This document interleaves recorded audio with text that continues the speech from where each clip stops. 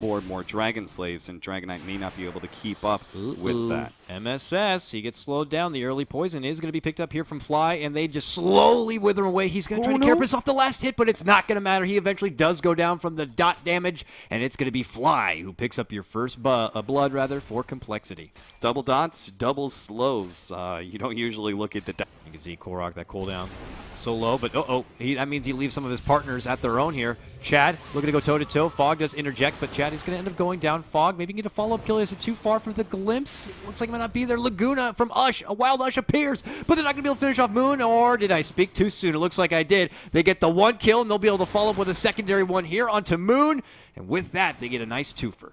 Yeah, big time kills there, being able to get both of those. Or of the game is going to go down just shy of the 10-minute mark, going to compLexity there at the Ush. top. But yeah, mid lane, there goes the cask. Ush shows himself. They have the Maledict, they have the stun. The nuke damage here is going to be enough to take down and go through that Dragon's Blood. One hell of a glimpse to send him right back where the hell he came, but they still can't finish him off. And now all of a sudden it's Ush who's going to be pressured. Here comes Moon and Fly. They move on in and they're going to finish him off. Fly gets that kill, and now they look to Chad. Chad going to get hit with the Shadow Strike, and he's going to go for a desperate TP, but you ain't going anywhere. Fly is going to get the double kill on his Dazzle, and with that, they'll be able to follow up with another Tier 1 takedown. For compLexity. People shouldn't read too much into this, though. I don't believe the meta. I've actually completely frozen up on my screen, so... Oh, lovely. Yeah, you're going in treadwalk mode, but here on our big old screen in front of us, the action's still going, and as you can see, Ziz might be caught out. That is the Aegis, of course, but they're going to make their go right back onto Ush.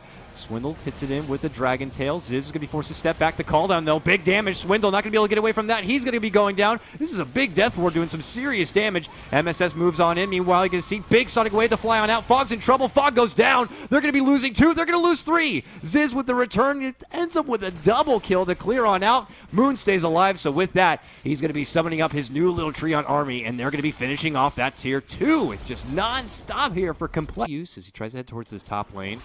Okay, they lead in. Z-Freak gets off the screen, goes for the Shadow Strike onto the one support Chad. Chad getting hit with the Breathe Fire. He tries to dish off a Death Ward, but he gets knocked in the noggin, and that's going to be stopped. Meanwhile, Ush is going to be the next one pressured. He's still on a 2-on-1, able to get off the Laguna, but it's just going to be tickling Moon Meanders. He'll be healed up thereafter. Meanwhile, mid lane, Ziz is going to make it away. That Blade Fury not going to be caught out with the... He can easily just go Sage and maybe even full Silver's Edge before he goes to BKB, because compLexity can actually sit back and wait on Roshans before they push uphill. Now they're smoking, and Moon is acting as like a mobile ward here. They have good vision. Onto Ush. Are they going to utilize that vision? It looks like they will. He leads in with a Sprout from above.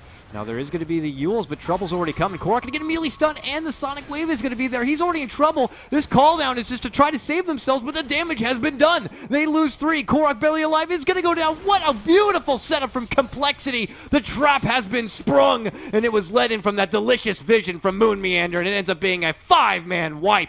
compLexity are executing this team play, just some of the best I've ever seen. Yeah, compLexity, you can... Yeah, thank you, Frog. Thank you so much for that. So he even picked that up as well in the last game he played as Nature's Prophet. And you can see how beneficial it is for him and for his team. But that's it, Cap. Game 2 is done. They throw in the towel. They know that at this point they're just way too far in ahead and they will not have an answer. And it's compLexity who claim